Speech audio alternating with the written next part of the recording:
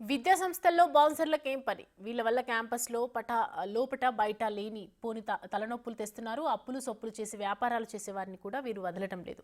దాడులతో భయపెట్టి దందాలు చేస్తున్నారంటూ ఫైర్ అయ్యారు మంచు మనోజ్ కుమార్. తాజాగా జరిగిన రెస్టారెంట్ దాడిపై పోలీసులకు ఫిర్యాదు చేశారు మనోజ్. ఆ డీటెయిల్స్. బౌన్సర్లకు విద్యా సంస్థల్లో పనేంటి? దాడులకు భయపెట్టి దందాలు చేస్తున్నారు. దీని వెనుక హేమాద్రితో పాటు మరికొందరు. చంద్రగిరి పిఎస్లో మంచు మనోజ్ ఫిర్యాదు.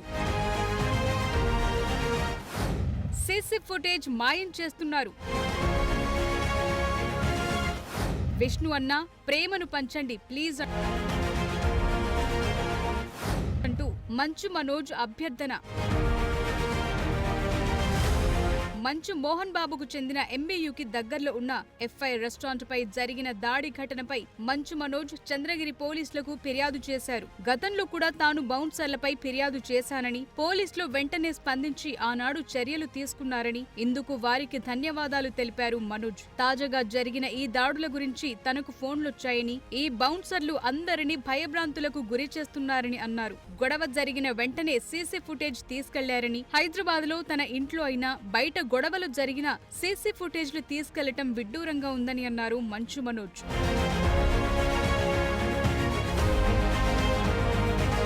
ఈ విషయంపై స్థానిక ఎమ్మెల్యే దృష్టి సారించాలని తాను కోరుకుంటున్నట్లు చెప్పారు మంచు మనోజ్. స్థానిక సంస్థలకు ధైర్యం ఇవ్వాలని, 10 మందికి సాయం చేయటం కోసమే నాన్న ఈ విద్యా సంస్థలు స్థాపించారని, ఇప్పుడు దీని మేనేజ్మెంట్ ఎవరి చేతుల్లో ఉందో కూడా అందరికీ తెలిసిందేనని అన్నారు మనోజ్. దయచేసి ఈ బౌన్సర్లను తొలగించండి. రెస్టారెంట్ యజమాని అయితే ఏకంగా ప్రాణభయంతో పారిపోయాడని అన్నారు మనోజ్.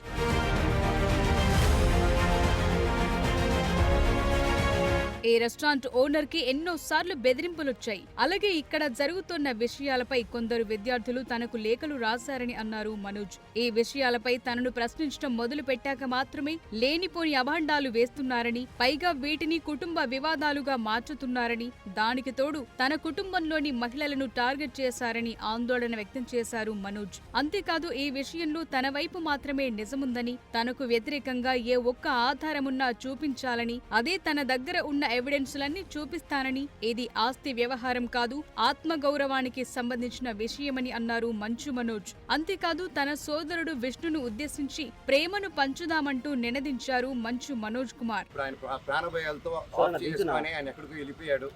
ఆయన కూడా ఫోన్స్ వచ్చి బెదిరింపులు జరిగాయి. ఆయన కూడా కొట్టిన తర్వాత ఇదంతా అయిన తర్వాత క్యాంపస్ లోకి తీసుకెళ్లి వాళ్ళందరూ బెదిరించారంట. ఇక్కడ కొంతమంది కూడా దెబ్బలు తగిలింది. పిల్లలు కూడా భోజనం చేస్తున్న పిల్లలు వీళ్ళన్నీ జరిగేటప్పుడు పిల్లల ముందు ఇవన్నీ చేస్తే ఏరియాలో ఇంకెంత భయపడతారండి. ఇది కేవలం ఇంటిమిడేషను, ఇది అంతం చేయాలి. దయచేసి మీ అందరూ రిక్వెస్ట్ చేస్తున్నాను. అలాగే విష్ణు గారు, వినయ్ గారు కూడా ఈ విషయం సీరియస్గా తీసుకొని దయచేసి ప్రేమను పంచండి. ప్రేమతోనే డీల్ చేద్దాం. మనమంతా ఒకటి, మనంతా ఒక కుటుంబం. ఇదంతా బౌన్సర్ల వల్ల జరుగుతోంది కాబట్టి వీరిని తొలగించాలని, వీళ్లు క్యాంపస్ లో తాగి లేనిపోని గొడవకు దిగుతున్నారని, తాను కూడా ఇప్పుడు బౌన్సర్లను వాడటం లేదని, కేవలం పోలీసు అనుమతి పొందిన వారిని మాత్రమే సెక్యూరిటీ పర్పస్ వినియోగిస్తున్నానని అన్నారు మంచు మనోజ్.